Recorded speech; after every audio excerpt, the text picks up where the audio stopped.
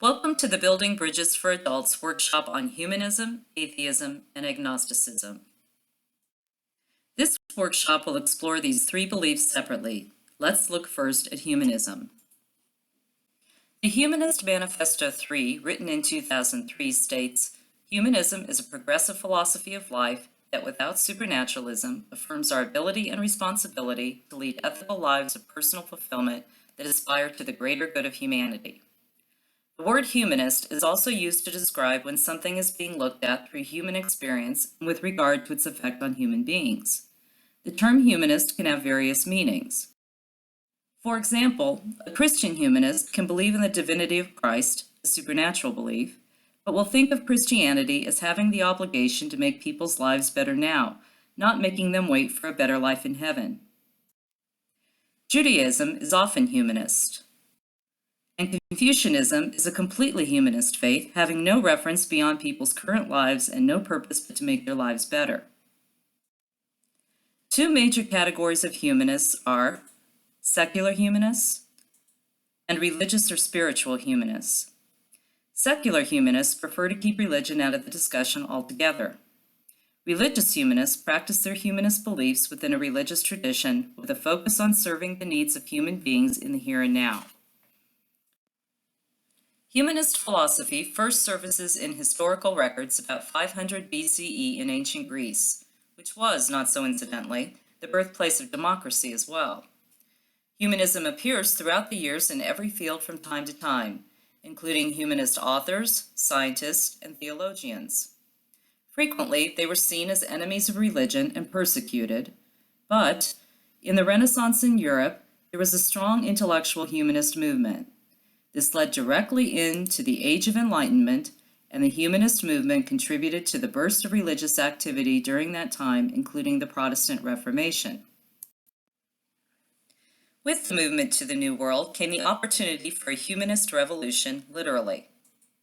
Humanism is the guiding philosophy behind the American Declaration of Independence, Constitution, and Bill of Rights.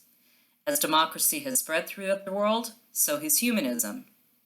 Humanist philosophy has contributed to fundamental changes in nearly all civilized societies, including the abolition of the death penalty nearly worldwide and the gradual dismantling of the caste system in India. It's hard to tell how many humanists there are. Humanism pervades Western culture.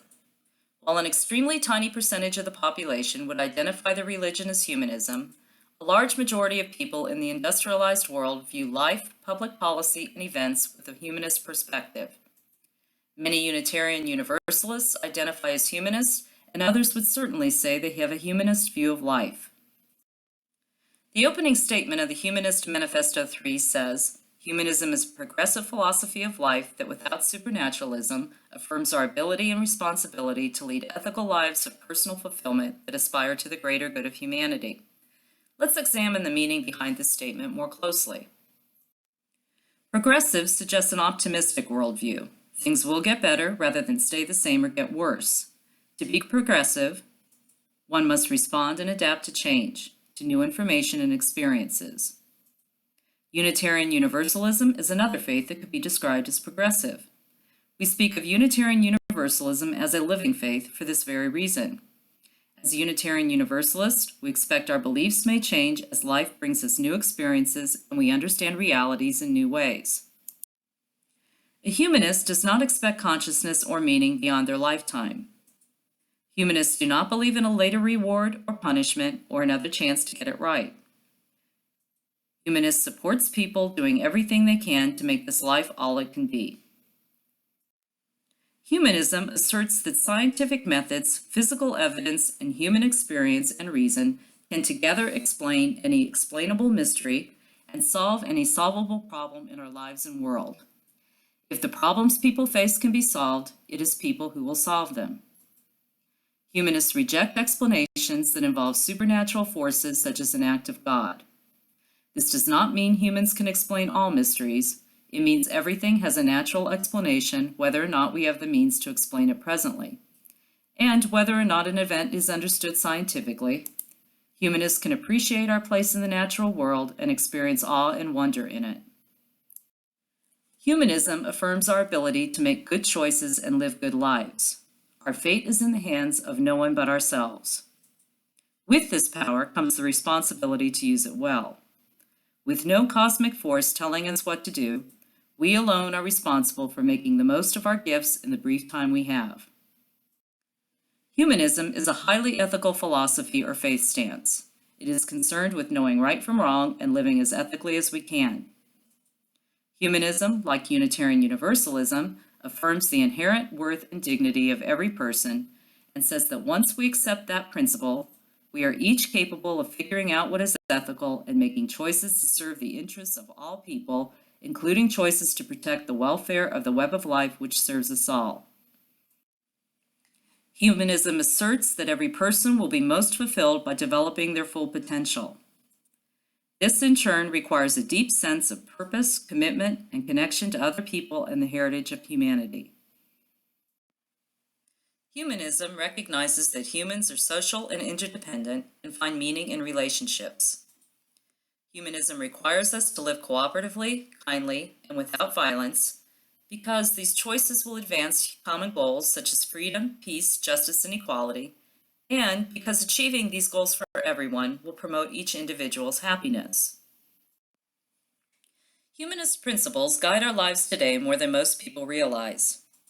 The Declaration of Independence and democracy itself are full of humanist tenets. The Green Movement, with its message of taking personal responsibility, rests on humanist beliefs, as do many other progressive social justice movements. Atheism and Agnosticism. Atheism has been granted protection as a religion under the law for purposes of freedom of religious expression and protection from religious persecution.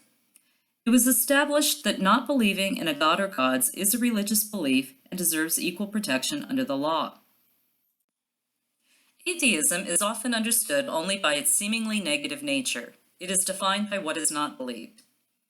The word atheist comes from the roots a, meaning without, and theos, meaning a god. Therefore, it literally means godless or without a god.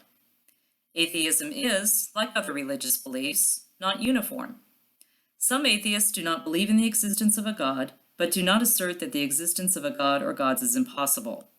Other atheists believe absolutely that no god or gods exist or can exist. Atheists may be called or call themselves non-believers, meaning they do not believe in the existence of a supernatural deity described in Christianity and other Abrahamic traditions. Atheists, of course, believe in many things, including values, ethics, human capacity, reason, love, and so on. Agnosticism is neither believing nor disbelieving in a god or gods. From its roots, it means without knowing. The word agnostic was coined by British scientist Thomas H. Huxley in the 19th century. Most people who consider themselves agnostic believe they cannot know for sure whether God exists, or that no one can know for sure whether God exists. Some are interested in knowing. Others, like many Unitarian Universalists, are comfortable without knowing and believe there are more important questions to pursue. Because atheism and agnosticism are commonly defined by what they do not believe, it is easy to forget that they do believe in a great many things, including many beliefs shared with Unitarian Universalism. They believe that humans are responsible for our own actions and should be held accountable. They believe that the here and now is important, and most would say we should work to make this world a better place. An atheist or agnostic is as concerned with what is right and wrong as much as anyone else. They simply do not believe that God is necessary to keep people good. Today, atheists and agnostics account for about a sixth of the world's population. It is the third largest faith tradition on earth and has the least organization of any other faith stance. 1.1 billion human beings and 19% of Unitarian Universalists say they do not believe in God or they just do not know. Until very recently, though, it was mostly a silent crowd. The biggest challenges of atheism are not being accepted by society at large and being forced by expectation or law to participate in faith practices they do not believe in. This is farther reaching than one might suppose. While current celebrations of Christmas and Easter seem commercially secular to devout Christians, that is, virtually stripped of religious content, there is religion enough to make non-believers and non-Christians feel uncomfortable or marginalized. Here are some of the top social or political issues for atheists in the United States: freedom of religion, freedom from religion, and most importantly, separation of church and state. Unitarian Universalists and many other faiths, including both Christian and non-Christian, believe in enforcing the doctrine of separation of church and state too. The First Amendment to the United States Constitution states, "Congress shall make no law respecting an establishment of religion or prohibiting the free exercise thereof." The two parts, known as the Establishment Clause and the Free Exercise Clause, respectively, form the textual basis for the Supreme Court's interpretations of the separation of church and state. Atheism has been granted protection as a religion under the law for purposes of freedom of religious expression and protection from religious persecution. It was established that not believing in a god or gods is a religious belief and deserves equal protection under the law. However, Christian values and expressions were so dominant in the early days of the United States that they were interwoven throughout documents and practices largely without challenge. By the time the American atheist movement grew strong in the mid-20th century, these references had the force of 200 years of cultural habit, and opposing them was seen by many as un-American. Swearing on a Bible to be seated on a jury was not seen as a mixing of government and religion, but as a harmless act everyone should feel comfortable with. If you opposed the practice, and some faith traditions as well as atheists did, you could risk hateful, even violent attack. This was the environment in which atheists pursued the separation of church and state in the United States. The existence of "in God we trust" is often used as an illustration of the violation of the doctrine of separation of church and state. Keep in mind that this phrase was not always on U.S. currency. It first appeared during the Civil War in 1864. Over 100 years later, in 1956, the U.S. Congress made it the official motto of the United States. Efforts to separate church and state have raised awareness of religious minorities and their rights. Often the presence of religion in the public sphere is Christian, and therefore violations impact non-Christians, minority Christians, Muslims, and Jews. The landmark Supreme Court ruling that banned prayer in public schools was in 1963, but the Lord's Prayer was very commonly used in public schools, especially in the southern United States, until the mid-1970s. The Pledge of Allegiance did not always have the words "under God." They were added by Congress in 1954. Challenges to remove the words have so far been unsuccessful. The issue of prayer in schools is still being fought, with new lawsuits being filed on both sides every year.